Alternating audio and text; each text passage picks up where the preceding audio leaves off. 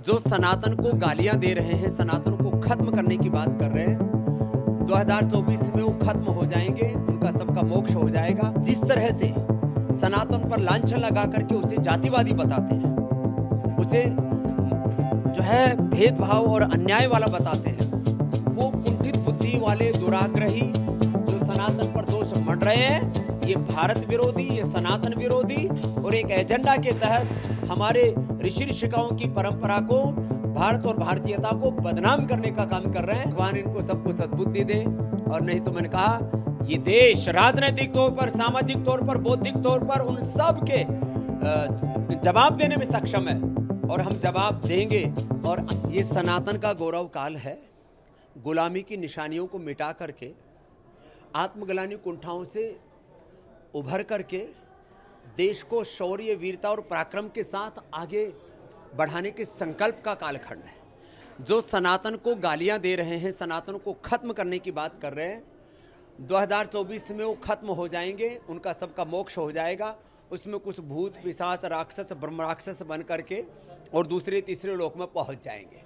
जहां तक प्रश्न है, लोग जिस तरह से सनातन पर लांछन लगा करके उसे जातिवादी बताते हैं, उसे जो है भेदभाव और अन्याय वाला बताते हैं, वो कुंठित बुद्धि वाले दुराग्रही और किसी एजेंडे के तहत सनातन धर्म के खिलाफ विदेशी ताकतों से कहीं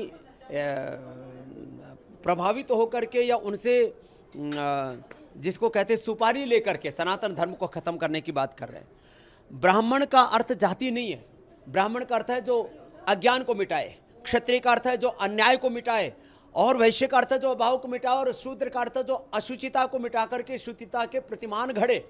कुंभकार का अर्थ है घड़ा बनाने वाला, लोहार का अर्थ है लोहे से काम करने वाला, स्वर्णकार का अर्थ है सोने का काम करने वाला, धोबी का काम है धोने वाला।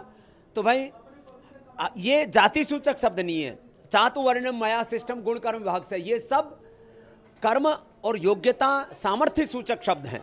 तो मैं यदि खुद को बोलूं तो मैं ब्राह्मण भी हूं कि मैं अन्याय को खत्म करने का काम कर रहा हूं, मैं क्षत्रिय भी हूं क्योंकि मैं अन्याय से लड़ रहा हूं, मैं वैश्य भी हूं क्योंकि मैं अभाव से लड़ रहा हूं, मैं शूद्र भी हूं क्योंकि मैं शुचिता को प्रतिष्ठापित कर रहा हूं, मैं स्वर्णकार हूं, मैं सोने जैसा भारत बनाना चाहता हूं, मैं कुंभकार हूं, देश के चरित्र निर्माण, राष्ट्र निर्माण का काम कर रहा हूं, और मैं धोबी भी हूं, लोगों के तन मन जीवन के दाग धो रहा हूं।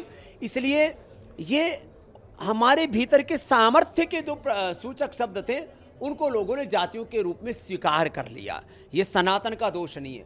स्त्री पुरुष के नाम पर सनातन में कोई दोष नहीं है। जो सनातन पर दोष मंड रहे हैं, ये भारत विरोधी, ये सनातन विरोधी और एक एजेंडा के तहत हमारे ऋषि ऋषिकाओं की परंपरा को, भारत और भारतीयता को बदनाम करने का काम कर रहे हैं। और भगवान इनको सबको सद्बुद्धि दे।